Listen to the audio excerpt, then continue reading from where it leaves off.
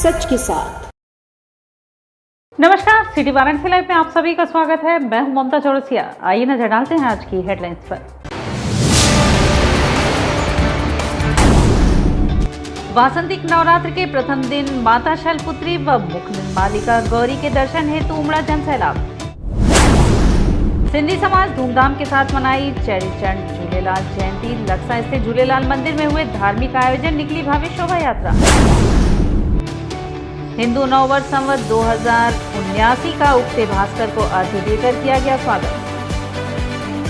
World autism day पर मानसिक दिव्यांग बच्चों के प्रति जागरूकता के हुए विविध आयोजन। एयरपोर्ट पर विमानतल का कराया गया भ्रमण। और अब खबरें विस्तार से। बाबा विश्वनाथ की नगरी काशी में हिंदू नववर्ष के अवसर पर सैकड़ों की संख्या में बटुकों व वेद पढ़ने वाले छात्र छात्राओं ने उगते सूर्य को अर्घ्य दिया। धर्म और अध्यात्म की नगरी काशी में आज हिंदू नववर्ष चैत्र नवरात्र के पहले दिन उगते भास्कर को सैकड़ों की संख्या में बटुक और वेद पढ़ने वाले छात्र छात्राओं ने जल अर्पण किया। भारतीय नववर्ष संवत्सर चैत्र शुक्ल प्रतिपदा प्रातः मंगलम वार्षिक उत्सव कार्यक्रम का शुभारंभ प्रसिद्ध 80 घाट पर किया गया। सबसे पहले भगवान गणेश की वंदना की गई, उगते सूर्य को जल अर्पण किया गया और सैकड़ों की संख्या में भक्तों ने सूर्य नमस्कार किया। भारतीय पंचांग का विमोचन किया गया। शंकराचार्य दर्शिका का विमोचन, मां पतित पावनी भागीरथी का गंगा आरती की गई। भगवान भास्कर से यह प्रार्थना की गई कि देश और विश्व में खुशहाली रहे, वह वर्ष पूरे भारतवर्ष के लिए सुखमय हो। कार्यक्रम में मुख्य अतिथि के तौर पर काशी हिंदू विश्वविद्यालय के प्रोफेसर प्रसिद्ध न्यूरोलॉजिस्ट डॉक्टर विजयनाथ मिश्रा और विशिष्ट अतिथि काशी के प्रसिद्ध मंदिर महामृत्युंजय मंदिर के महंत पंडित कामेश्वर नाथ दीक्षित रहे। वाराणसी के प्रसिद्ध केदार घाट पर सूर्य उदय के साथ ही वैदिक मंत्रों के उच्चारण से पूरा घाट गूंज उठा। सभी ने वर्ष के पहले भास्कर के उदय होने पर हर हर महादेव, गंगा मैया और बाबा विश्वनाथ के जयकारे लगाए। हर वर्ष परंपरा के अनुसार कार्यक्रम आयोजित किया जाता है, वैसा ही कार्यक्रम आयोजित किया गया है। सनातनी पंचांग का विमोचन किया गया है, गणेश वंदना हुआ है, सूर्य नमस्कार हुआ है और पूरे चराचर जगत और सनातनी परिवार के जो भी हमारे परिवार के सदस्य हैं उनके कल्याण हेतु प्रार्थना किया गया है, भजन हुआ है। यही कार्यक्रम जो हर वर्ष आयोजित होता है वही सब कार्यक्रम इस बार भी किया गया है। गंगोत्री सेवा समिति की ओर से दशाश्वमेध घाट पर मां गंगा की आरती व उदयमान भास्कर को अर्घ्य देकर 9 संवत्सर का स्वागत नमामि गंगे व गंगोत्री सेवा समिति द्वारा किया गया। संस्कृति के अमृत गान चैत्र शुक्ल प्रतिपदा के पुण्य अवसर पर नमामि गंगे एवं गंगोत्री सेवा समिति की ओर से दशाश्वमेध घाट पर उदयमान भास्कर और मां गंगा की आरती के साथ ही अर्घ्य देकर 9 संवत्सर का स्वागत किया गया। मानव कल्याण हेतु सृष्टि के स्पंदन 9 संवत्सर पर भगवान भास्कर व मां गंगा का दुग्धाभिषेक हुआ। लोक मंगल की कामना से समस्त देवी देवताओं का आह्वान कर यज्ञ किया गया। सनातनी संस्कृति से ओतप्रोत होकर नमामि गंगे के सदस्यों ने ओम लिखे ध्वज और तिरंगा लेकर भारतवर्ष की समृद्धि की कामना की। भारत माता का चित्र और 9 संवत्सर का स्वागत करती तख्तियां लेकर लोगों को नववर्ष की शुभकामनाएं दी। इस अवसर पर नमामि गंगे काशी क्षेत्र के संयोजक राजेश शुक्ला ने कहा कि चैत्र शुक्ल प्रतिपदा संस्कृति का अमृत गान है। 9 संवत्सर हमें हमारी समृद्धि सांस्कृतिक थाती से परिचित कराने और उसे सहेजने का भी अवसर देता है। सृष्टि का स्पंदन है 9 संवत्सर। भारतीय अलौकिक संस्कृति का नया वर्ष लोक कल्याणकारी हो, इसके लिए हमने प्रार्थना की है। उगते हुए भगवान भास्कर को अर्घ्य देकर माँ गंगा की आरती उतारकर यह प्रार्थना की है कि हे गंगा मैया, हे भगवान भास्कर, आप सृष्टि के संचालक हैं। भारतवर्ष सुख और समृद्धि की ओर बढ़ता जाए, हमारा भारतवर्ष आत्मनिर्भर हो, हम निरंतर तरक्की करते रहें और हमारे देश के सरहद पर जो सेना के जवान हैं वो उनकी कुशल कामना हो, हमारा भारतवर्ष निरंतर प्रगति के पथ पर बढ़ता रहे। हम भारतवर्ष के वासी निरंतर सुख और समृद्धि की ओर बढ़ते रहें। हमने नमामि गंगे की तरफ से यह प्रार्थना की है कि हे भगवान भास्कर, हे माँ गंगा, हम निरंतर नित नए आयाम स्थापित करें, हमारा भारतवर्ष निरंतर आगे बढ़ता रहे, प्रगति होती रहे। गंगोत्री सेवा समिति के संस्थापक अध्यक्ष श्री किशोरी रमण दुबे ने आयोजन का नेतृत्व किया। आयोजन में प्रमुख रूप से गंगोत्री सेवा समिति के सचिव दिनेश शंकर दुबे, नमामि गंगे से महानगर संयोजक शिवदत्त द्विवेदी, महानगर सह संयोजक शिवम अग्रहरी, महानगर सह संयोजक राम प्रकाश जायसवाल, रश्मि साहू, रंजीता गुप्ता, भावना गुप्ता, प्रियंका गुप्ता आदि लोग शामिल रहे। चैत्र नवरात्र के अवसर पर पहले दिन से ही शिव की नगरी काशी में मां भवानी के दर्शन हेतु मंदिरों में भक्तों की लंबी कतारें लगी। वासंतिक नवरात्र के पहले दिन शिव की नगरी काशी में मां भगवती के अभ्यर्थना को देवी मंदिरों में सैलाब उमड़ पड़ा। गत वर्ष इस वासंतिक नवरात्र के पहले दिन से ही कोरोना संक्रमण जैसी महामारी का प्रसार हुआ था। ऐसे में तब बहुतेरे लोग मंदिर नहीं जा सके थे, लेकिन इस बार कोरोना संक्रमण का प्रभाव तकरीबन खत्म हो चुका है, तो देवी के दर्शन को भक्त भोर से ही निकल चुके हैं। प्राचीन मान्यता के अनुसार वासंतिक नवरात्र में 9 गौरियों का पूजन होता है। देवी के भक्तों का रेला मुख्य निर्मालिका गौरी के मंदिर में लगा। शक्ति के उपासक अलईपुरा क्षेत्र स्थित मां शैलपुत्री के मंदिर में दर्शन पूजन को भी लोग उमड़े। भोर से ही देवी दरबारों में दर्शन को भक्तों की लंबी कतारें लग गई। चैत्र नवरात्र में गौरी व मां दुर्गा के 9 रूपों का दर्शन किया जाता है। वासंतिक नवरात्र के पहले दिन मां गौरी के रूप में प्रथम मुख निर्मालिका गौरी के दर्शन का विधान है। काशी के गायघाट स्थित हनुमान मंदिर में भी सुबह से ही भक्तों की लाइन लगी रही। गायघाट क्षेत्र स्थित एक हनुमान मंदिर में मुख निर्मालिका गौरी के विग्रह का ब्रह्म मुहूर्त में मंगला आरती के बाद पट खोल दिया गया। इसके साथ ही भक्तों ने कतारबद्ध मां के दर्शन किए। भक्त माता को नारियल, चुनरी, भोग प्रसाद और श्रृंगार का सामान अर्पित करके शीश नवाते रहे। हिमालय पुत्री हैं, इसलिए इनका नाम शैलपुत्री पड़ा है। आज वासंतिक नवरात्र में इनका दर्शन करने से सभी सुख समृद्धि की प्राप्ति होती है, पापों का क्षय होता है और मनोकामना पूर्ण होती है। काशी में वासंतिक नवरात्र में 9 गौरी का दर्शन होता है, जिसमें प्रथम दिन मुख्य मालिका गौरी और अंतिम दिन महालक्ष्मी गौरी का दर्शन किया जाता है। माता जगत माता है, इन्हीं के द्वारा सारी सृष्टि की रचना हुई है और इनकी कृपा सब पर बनी रहे। और मैं माता से प्रार्थना करता हूँ कि पूरे विश्व में सुख शांति समृद्धि प्राप्त हो और यूक्रेन रूस की जो युद्ध चली है, जिसमें मानव का हानि हो रहा है, ये बंद हो जाए। यहाँ का बहुत मान्यता है, लेकिन भीड़ बहुत ज़्यादा है। प्रशासन को उसको अपनी कंट्रोल में करना चाहिए। माँ का दर्शन करने से ऐसी मनोकामनाएं पूरी होती है। हाँ, माँ का दर्शन करने से बहुत सी मनोकामनाएं पूरी होती है। यहाँ पहला दिन दर्शन होता है। मैं माता से बहुत प्यार करता हूँ। मेरे माता 2 साल से हम लोग को दर्शन नहीं मिल रहा था। इस वक्त इतना गलबा में भीड़ हुआ है दर्शन माता का लेने के लिए। माता हम लोग को बहुत सुखी रखें, सबको सुखी रखें। 9 संवत्सर के अवसर पर हनुमान पूजा प्रभात फेरी समिति द्वारा प्रभात फेरी निकाली गई, जो धर्म संघ से प्रारंभ होकर संकट मोचन मंदिर जाकर समाप्त हुई। दुर्गाकुंड स्थित धर्म संघ के 9 संवत्सर के अवसर पर हनुमान पूजा प्रभात फेरी समिति द्वारा प्रभात फेरी निकाली गई। यह प्रभात फेरी धर्म संघ से प्रारंभ होकर गुरुधाम कॉलोनी, रविंद्रपुरी, दुर्गा मंदिर, त्रिदेव मंदिर होते हुए संकट मोचन पहुंचकर समाप्त हुई। इस यात्रा का शुभारंभ पद्मश्री से सम्मानित शिवानंद जी महाराज ने किया। इस प्रभात फेरी में सैकड़ों की संख्या में महिलाएं व पुरुष हाथ में ध्वज पताका लेकर चल रही थी। सभी लोग एक स्वर में बजरंग बली के नारे लगा रहे थे। नारों से क्षेत्र गुंजायमान हो रहा था। जिधर से भी ध्वज यात्रा गुजर रही थी, देखने वालों का तांता लगा हुआ था।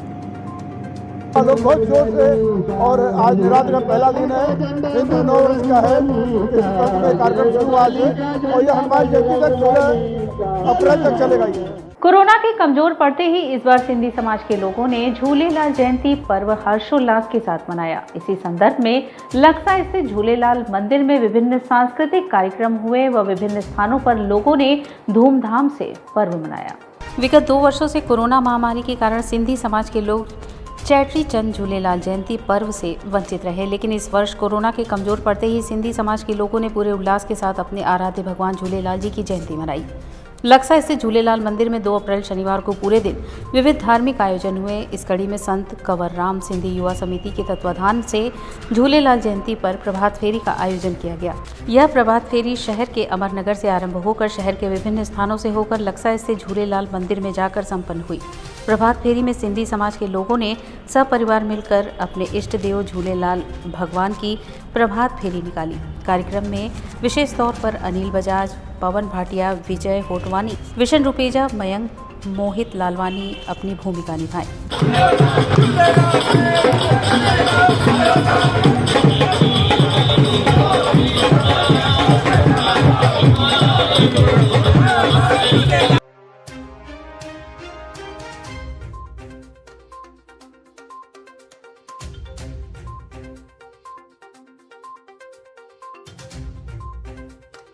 NSUI द्वारा BHU से संबंधित सेंट्रल हिंदू स्कूल में लॉटरी सिस्टम द्वारा प्रवेश प्रक्रिया को समाप्त करने के लिए BHU प्रशासन को ज्ञापन सौंपा। NSUI के सदस्यों ने BHU से संबंधित सेंट्रल हिंदू स्कूल में लॉटरी सिस्टम द्वारा प्रवेश प्रक्रिया समाप्त करने के संबंध में छात्रों ने BHU प्रशासन को ज्ञापन सौंपा। ज्ञापन देने वाले NSUI के सदस्यों का कहना था कि काशी हिंदू विश्वविद्यालय की स्थापना स्वतंत्रता आंदोलन के दौरान राष्ट्र निर्माण जैसे महान उद्देश्यों को ध्यान में रखकर सन 1916 में की गई थी। यह विश्वविद्यालय महामना मदन मोहन मालवीय, एनी बेसेंट, महाराजा दरभंगा, रामेश्वर सिंह, काशी नरेश, भगवान दास जैसी अनगिनत विभूतियों के आजीवन त्याग, तपस्या और बलिदान का परिणाम है। देश की आजादी की लड़ाई में इस विश्वविद्यालय के छात्रों, शिक्षकों, कर्मचारियों ने अतुलनीय योगदान दिया है। अमर शहीद राजेंद्र नाथ लाहिड़ी ने यहीं MA इतिहास के विद्यार्थी रहते हुए आजादी की लड़ाई लड़े और फांसी के फंदे को चूमा। जब देश आजाद हुआ तो संविधान में 389 सदस्य थे और उन 389 में से 89 सदस्य किसी न किसी रूप में BHU से संबंधित रहे थे। BHU से ही संबंधित सेंट्रल हिंदू स्कूल का इतिहास भी गौरवशाली रहा। यह BHU से भी पहले स्थापित 1898 में एनी बेसेंट के प्रयासों से स्थापित हुआ, जिसने राष्ट्र निर्माण में अपनी भूमिका निभाने वाले तमाम छात्रों को तैयार किया है। स्थापना से लेकर अब तक सेंट्रल स्कूल ने BHU के एक मजबूत नींव के रूप में कार्य किया है, जिसके ऊपर विश्वविद्यालय की बुलंद ऐतिहासिक इमारत खड़ी है। लेकिन विगत 2 वर्षों से कोरोना के नाम पर CHS के प्रवेश परीक्षा को बंद करने, लॉटरी और 10वीं की परसेंटेज पर प्रवेश दिए जाने लगे।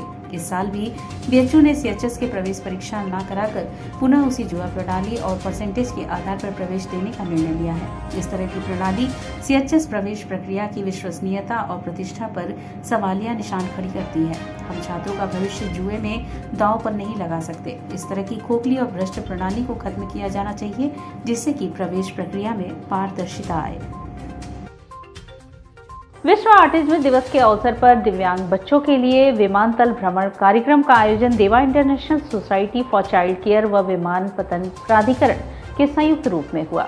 आजादी के अमृत महोत्सव पर एवं विश्व ऑटिज्म जागरूकता दिवस के पावन पर्व पर लाल बहादुर शास्त्री बाबतपुर एयरपोर्ट पर मानसिक दिव्यांग बच्चों द्वारा विमानतल का भ्रमण कार्यक्रम आयोजित किया गया।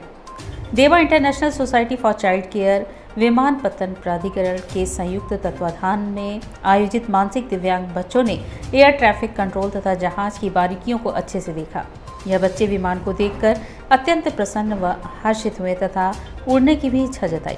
एयरपोर्ट डायरेक्टर आर्यमा सन्याल ने आश्वासन दिया कि भविष्य में जल्द ही ऐसे बच्चों को विमान से सैर कराई जाएगी।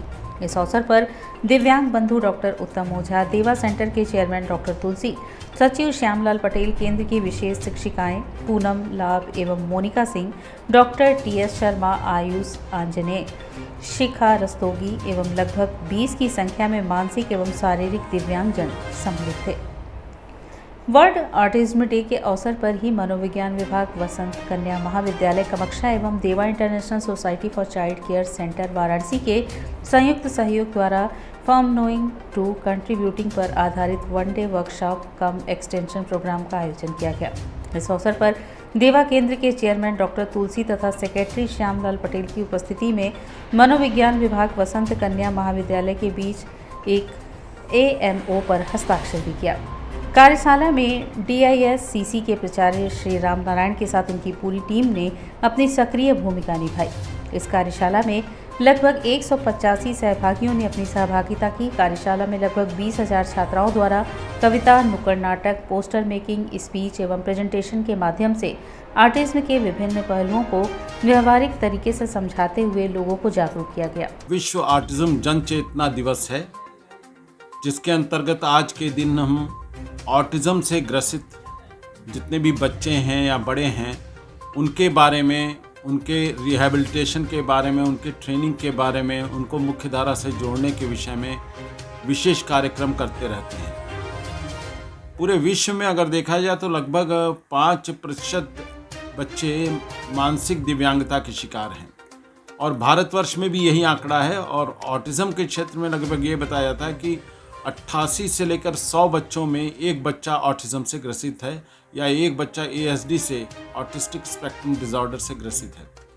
स्थिति भयावह है और ज़रूरत है कि हम सब लोग मिलकर इन ऑटिस्टिक बच्चों के लक्षणों को पहचानें और उनको पहचानने के बाद तुरंत उनका उपचार कर, उनको ट्रेनिंग देकर, उनको पुनर्वासित करके मुख्य धारा में जोड़ें।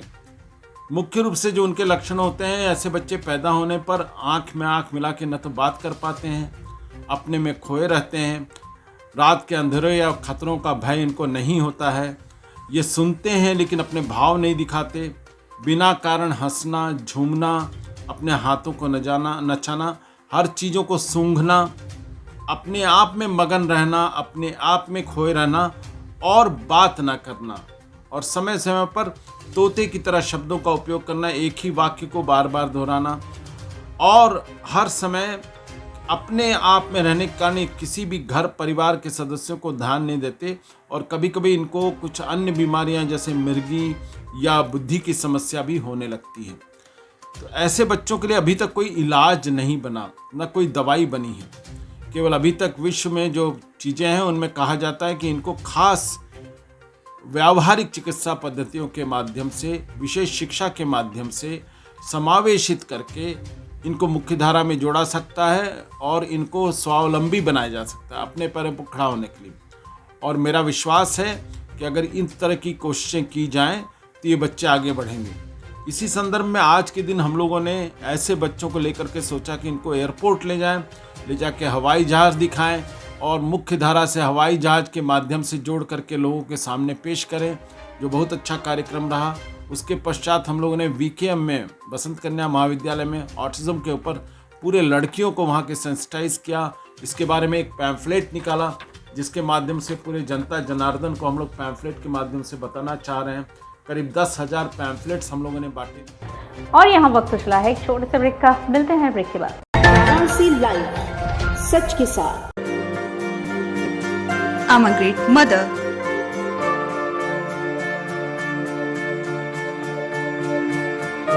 I'm living a life with purpose. Because I'm providing the best education to my child. And that's the Swami Harsevanand Public School.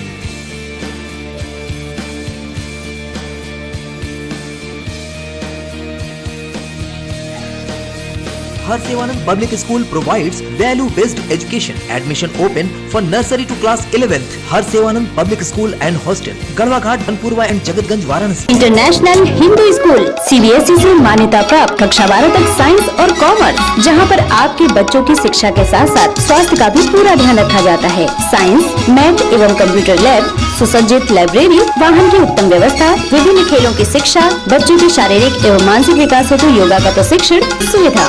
इतना ही नहीं, आपके छोटे बच्चों के लिए एक ऐसी जगह जहां हम देते हैं शिक्षा के साथ साथ मौज मस्ती भरा वातावरण। के नौनिहालों का परिचय अंकुरण करना चाहते हैं अपने बच्चे का संपूर्ण विकास, तो आइए अंकुरण के साथ international Hindu school, Nagwa, Lanka, Varanasi. Give me your children. We will work very hard and turn them into responsible, hard-working and bright citizens of India. That's what India needs. Best fundamental lab, best faculty, best placement set. We are proud to be a student of JDSN. I am a student of Jeevandeep Mahavidyalaya. I am proud of Mahavidyalaya for excellent faculty, best support and best infrastructure and best placement. Best fundamental lab, best faculty, best placement set. We are proud to be a student of JDSN. I am a student of Jeevandeep Mahavidyalaya. I am proud of Mahavidyalaya for excellent faculty, best support and best infrastructure and best placement. हम तोड़ेंगे ये सन्नाटा, करेंगे बात आपकी, बात बना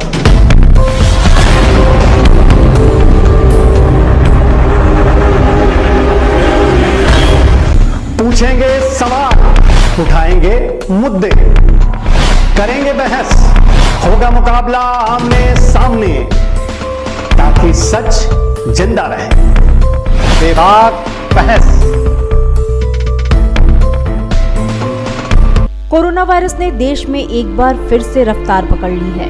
ऐसे में जरूरी है कि सभी लोग पूरी एहतियात बरतें। घर से बाहर निकलते समय मास्क का सदैव प्रयोग करें। समय समय पर हाथों को सैनिटाइजर से सैनिटाइज करें। ज्यादा भीड़ भाड़ वाली जगहों में जाने से बचें। 2 गज की दूरी का पालन करें। स्वस्थ रहें, सुरक्षित रहें। जनहित में जारी वाराणसी लाइव। वाराणसी लाइव, सच के साथ। और ब्रेक के बाद पुनः आपका स्वागत है।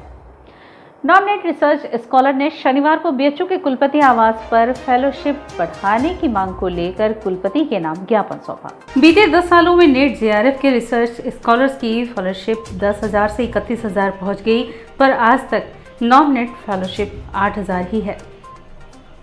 ऐसे में बीएचयू के नॉन नोट रिसर्च स्कॉलर्स ने शनिवार को बीएचयू के कुलपति के नाम एक ज्ञापन सेंट्रल ऑफिस पर सौंपा। रिसर्च स्कॉलर्स ने मांग की कि हमारी भी फेलोशिप नेट जेआरएफ के परिप्रेक्ष्य में बढ़ाई जाए, वरना हमारे रिसर्च प्रोग्राम में आगे जाकर संकट पैदा होगा। जियोफिजिक्स डिपार्टमेंट के एक नॉन नेट रिसर्च स्कॉलर ने बताया कि नॉन नेट रिसर्च को आज से 10 साल पहले 8,000 फेलोशिप मिलती थी। उस समय नेट रिसर्च स्कॉलर को 10,000 प्लस एचआरए मिलता था। विगत 10 सालों में नेट जेआरएफ के रिसर्च स्कॉलर्स की फेलोशिप पहले 16, फिर 25 और अब 31,000 प्लस एचआरए हो गई है। इसके बावजूद हमें आज भी 8,000 ही फेलोशिप मिल रही है, जो आज के परिप्रेक्ष्य में नाकाफ़ी है। लगभग 10 सालों से 8,000 फेलोशिप मिल रही है। उसके हिसाब से पहले 16,000 था जेआरएफ वालों का फेलोशिप, और इन 10 सालों में जेआरएफ वालों का 16 से 25 से 31 हुआ, और प्लस एचआरए। ये नॉन नेट फेलोशिप 8,000 अभी तक 8,000 ही है। मतलब कि 8,000 में हम लोगों का कोई भी खर्चा चल नहीं पा रहा है। मेस में इतने चार्जेज हैं, और एनालिसिस करने, केमिकल एनालिसिस करने पे बहुत सारे खर्च आते हैं। उसके लिए 8,000 पे हम लोगों का कुछ हो नहीं पा रहा है। इसलिए हम सर से डिमांड करते हैं कि हम लोगों की सुनवाई हो और फेलोशिप इंक्रीमेंट पे इमीडिएटली उस पर कोई फैसला लिया जाए। महात्मा गांधी काशी विद्यापीठ के समाज कार्य संकाय में पिछले 12 दिनों से चल रहे छात्र मार्शल आर्ट प्रशिक्षण शिविर का समापन हुआ।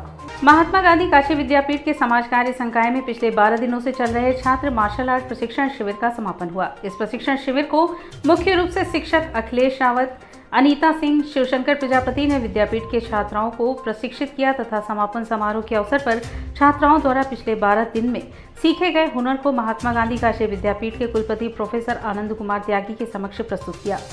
छात्राओं के कौशल को देखकर उपस्थित सभी शिक्षक एवं छात्राओं ने करतल ध्वनि से उनका हौसला अफजाई किया।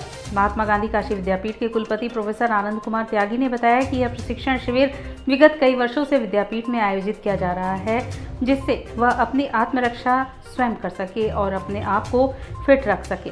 जब वह फिट रहेंगी तो पढ़ाई में भी वह बेहतर प्रदर्शन कर सकेंगे। उन्होंने बताया कि पिछले वर्ष कोरोना के कारण शिविर नहीं लग सका था और इस बार भी समिति छात्राओं के साथ कार्यक्रम को आयोजित किया गया। क्योंकि आमतौर से ये होता है कि बहुत सारे जो एक्सरसाइज वगैरह हम करते हैं, बहुत सारी हमारी मसल्स को ठीक से प्रयोग नहीं कर पाते, और वो हमारा एक लाइफ स्टाइल हो जाता है कि हम उन्हीं एक्सरसाइज को जिंदगी भर करते रहते हैं। यदि हम बदल के कुछ एक्सरसाइज करेंगे, जैसा कि अभी यहाँ पे दिखाया गया कि अलग अलग तरह की एक्टिविटीज हैं, तो वो हमारे लगभग सभी अंगों को पूरी तरह इस्तेमाल करेंगी, और जब इस्तेमाल करेंगी तो वो चीजें मजबूत हो जाती हैं। ये हम सब लोग जानते हैं। अनीता सिंह ने बताया कि महात्मा गांधी काशी विद्यापीठ की तरफ से यह कैंप हर वर्ष लगाया जाता है, जिसमें विश्वविद्यालय की छात्राओं को भी ट्रेनिंग देती हूँ ताकि वह अपनी आत्मरक्षा एवं फिजिकल फिटनेस को बनाए रखे। और उन्होंने कराटे के 6 शब्द के महत्व के बारे में बताया। आत्मरक्षा का कैंप था जो हर साल ये विश्वविद्यालय के लोग यहाँ पे आयोजित करते हैं और हम लोगों को बुलाते हैं बच्चों को ट्रेनिंग देने के लिए। तो कहाँ के बच्चे इसमें थे? ये महात्मा गांधी काशी विद्यापीठ के ही छात्राएं थी यहाँ पे, जिन्होंने कि पूरे 12 दिन ये बहुत मेहनत की और आत्मरक्षा का प्रशिक्षण लिया। बतौर एक महिला ट्रेनर आप क्या कहना चाहेंगी महिलाओं को जो घर में बच्चियाँ हैं नहीं निकलती हैं उनको? मैं यही कहना चाहूँगी कि फिजिकल एक्टिविटीज़ को अपने डेली रूटीन में शामिल करें, तो इस तरह के मतलब विमेन एम्पावरमेंट वगैरह इन सब चीज़ों की कोई ज़रूरत ही नहीं पड़ेगी। अगर किसी भी स्पोर्ट्स में अपनी बेटी को डालिए, मैं ये नहीं कहती कि मार्शल आर्ट में, किसी भी स्पोर्ट्स में अपनी बेटियों को डालिए, वो खुद ही सशक्त हो जाएंगी। समापन समारोह कार्यक्रम की अध्यक्षता प्रोफेसर आनंद कुमार त्यागी ने किया। वहीं विशिष्ट अतिथि डॉक्टर सुनीता पांडे, कुल सचिव व संतोष कुमार शर्मा वित्त अधिकारी मौजूद रहे। कार्यक्रम का संयोजक डॉक्टर नीरज धनखड़ व डॉक्टर अनीता विश्वकर्मा रही तथा इस अवसर पर कुलपति ने कार्यक्रम के संयोजकों को स्मृति चिन्ह, अंग वस्त्रम एवं प्रमाण पत्र देकर सम्मानित किया तथा साथ ही जो छात्राएं इसमें प्रतिभाग की थी उन्हें प्रमाण पत्र दिया गया तथा कार्यक्रम का संचालन आरती विश्वकर्मा ने किया। 2 अप्रैल शनिवार को इंटरनेशनल हिंदू स्कूल नगवा के प्रांगण में वार्षिक परीक्षा फल वितरण कार्यक्रम का आयोजन हुआ। इंटरनेशनल हिंदू स्कूल नगवा के प्रांगण में शनिवार 2 अप्रैल को वार्षिक परीक्षा फल वितरण का कार्यक्रम किया गया। इस अवसर पर शिक्षक अभिभावक मीटिंग का भी आयोजन हुआ, जिसमें कक्षा 1 से लेकर कक्षा 11 तक के बच्चे व अभिभावक शामिल हुए। इस अवसर पर स्कूल के चेयरमैन डॉक्टर सुमन भी उपस्थित रहे। उन्होंने बच्चों को वार्षिक परीक्षा फल के साथ ही आगामी सत्र का शैक्षणिक कैलेंडर भी दिया। इस अवसर पर उन्होंने कहा कि आगामी वर्ष हम लोग ऐसे शैक्षणिक वातावरण तैयार करना चाह रहे हैं कि बच्चों को कक्षा 6 से JEE व नीट की तैयारी का बेस तैयार हो सके। उन्होंने कहा कि प्रायः देखा जाता है कि इन कोर्सों के लिए लोग कक्षाएं छोड़कर कोचिंग ज्वाइन कर लेते हैं, जो विद्यार्थियों के हित में नहीं है। अपने स्कूल के सत्र का इसमें पेरेंट टीचर मीटिंग हो रही है। इसमें पहले कक्षा से लेके और 8वीं तक के और उसके बाद 9th और 11th के बच्चों का एग्ज़ाम हुआ है, तो सब अपना रिज़ल्ट लेने आए और उनको बताया जा रहा है अगले साल के लिए कि क्या कार्यक्रम हम लोगों का है।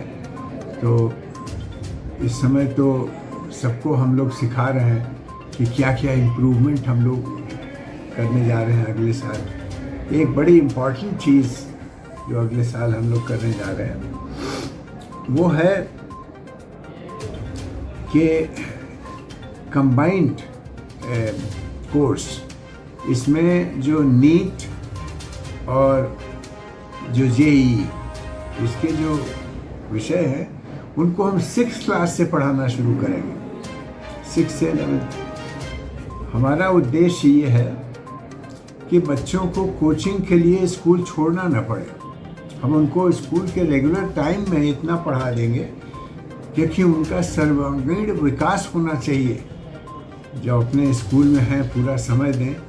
हमको ये अच्छा नहीं लगता है कि बच्चे स्कूल मत जाओ, खाली कोचिंग करो, ये उनके लिए ठीक नहीं है।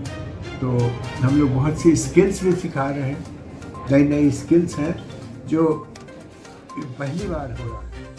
वार्षिक परीक्षा फल वितरण कार्यक्रम में प्रबंधक संध्या मिश्रा, जैन सावंत तथा स्कूल के प्रिंसिपल मधु पी चौधरी सहित स्कूल के शिक्षकगण उपस्थित थे। 1 अप्रैल शुक्रवार को राजेंद्र प्रसाद घाट पर महामूर्ख सम्मेलन का आयोजन हुआ, जिसमें लोगों को हंसाने के लिए कवियों का जमावड़ा लगा रहा। इस आयोजन का इस बार 54वां वर्ष रहा।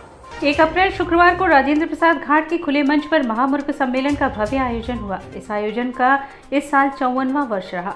लोगों को हंसाने के लिए कवियों का जमावड़ा लगा। बनारस के प्रसिद्ध साहित्यकार और कवि सुदामा तिवारी उर्फ सांड बनारसी की मौजूदगी में बनारस, प्रयागराज, हरदोई, उन्नाव, गाजीपुर से आए कवियों ने समा बांधा। राजनीतिक वार और धुरंधर हास्य व्यंग्य की रचनाओं से जब कवियों ने लोगों को गुदगुदाया तो हर कोई ठहाका लगाकर हंस पड़ा। मूर्ख पुरोहित ने गड़बड़ मंत्रों से पुरुष बनी महिला की महिला बने पुरुष से शादी कराई। शादी के बाद ही दुल्हन ने दूल्हे की आदतों पर इतराज जताया और तुरंत तलाक भी हो गया। संस्था सचिव सुदामा तिवारी उर्फ सांड बनारसी ने बताया कि ये महामूर्ख मेले का 54वां साल है। पहले इसे मूर्ख सम्मेलन के नाम से जाना जाता था। धीरे धीरे लोगों की भीड़ बढ़ने लगी तो इसका नाम महामूर्ख मेला रख दिया गया। सबसे पहला मूर्ख सम्मेलन बजड़े पर हुआ, इसके बाद चौक थाना, इसके बाद नागरीय नाटक मंडली और फिर राजेंद्र प्रसाद घाट पर मूर्ख मेला लगने लगा, जो आज तक लग रहा है।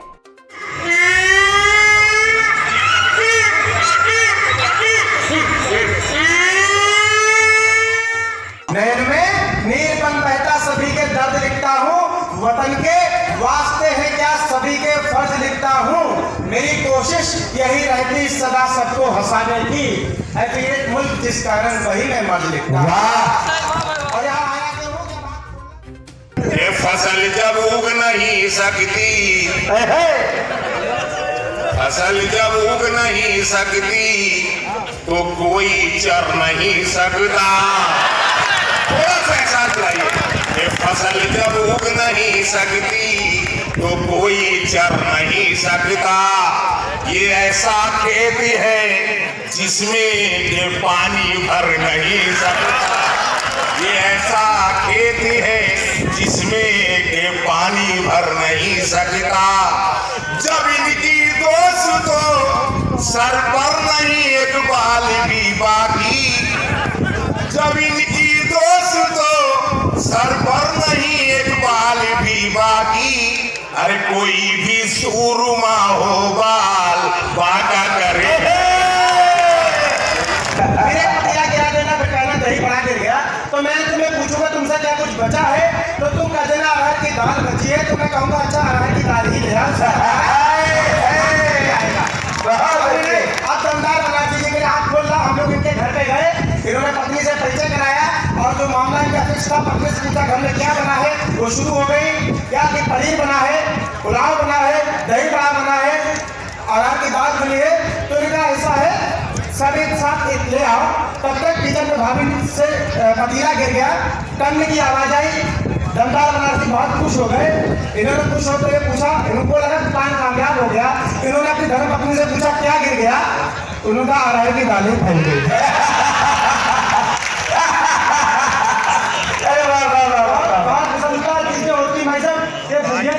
बैठे हैं, देखिए कहीं कहीं बड़ी समस्या होती है। आप जानवरों के अस्पताल में जाइए, वहाँ नाम लिखा होता है जो पशुपालक होता है उसका, और मर्ज लिखी होती है पशु की। तो हम गए, हमने देखा कि गहमरी समस्या पूछ में सूजन। तो ऐसे व्यक्ति में पढ़ता हूँ, युवा बेटे के हसीनों से चोचे लड़ाते रहोगे। 10 मिनट आपके बीच में 2020 के हसीनों से चोचे लड़ाते रहोगे, कमाई पिता की उड़ाते रहोगे, और हासिल न होगा तुम्हें मजनुओं कुछ मोहब्बत में जूते ही खाते। सिगरा स्टेडियम प्रवेश द्वार पर बनारसी लाल वेलफेयर सोसाइटी द्वारा निःशुल्क प्याऊ लगवाया गया। चिलचिलाती गर्मी में राहगीरों को राहत पहुंचाने के उद्देश्य से सिगरा स्टेडियम प्रवेश द्वार के ठीक सामने शनिवार को निःशुल्क प्याऊ केंद्र का शुभारंभ बनारसी लाल वेलफेयर सोसाइटी के तत्वाधान में लगाया गया। प्याऊ केंद्र का उद्घाटन करते हुए मुख्य अतिथि सिद्धार्थ सिंह, प्रबंधक निदेशक रघुकुल कंस्ट्रक्शंस व विशिष्ट अतिथि रवि प्रताप सिंह साजन, प्रतिनिधि ब्रिजेश सिंह, एमएलसी एवं शांतनु विक्रम सिंह, प्रदेश उपासचिव जनसत्ता दल लोकतांत्रिक द्वारा किया गया। और उन्होंने कहा कि तपिश बढ़ने के साथ लोगों को परेशानियों का सामना करना पड़ रहा है। राहगीरों के लिए प्याऊ लगाना बड़ी ही पुनीत का कार्य है। उन्होंने कहा कि इस वर्ष गर्मी को देखते हुए जगह जगह प्याऊ केंद्र लगाने की योजना है। इस अवसर पर प्रदीप, विपिन, अजीत, श्रेष्ठ, अनुराग, कमलेश, आशीष, अतुल व खिलाड़ीगढ़ आदि लोग मौजूद थे।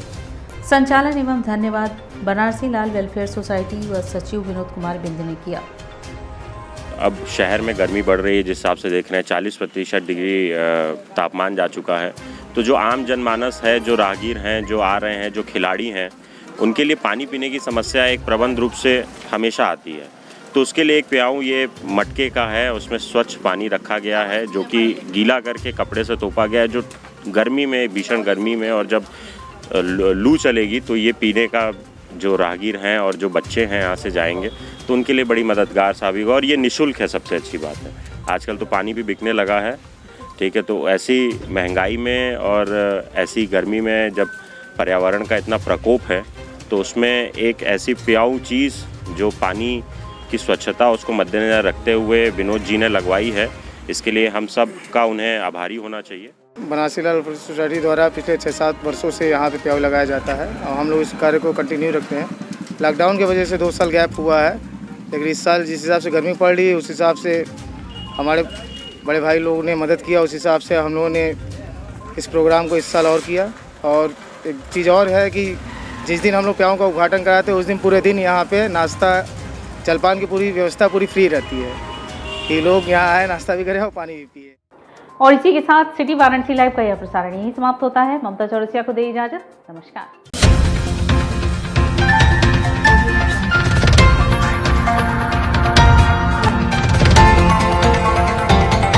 वाराणसी लाइव, सच के साथ।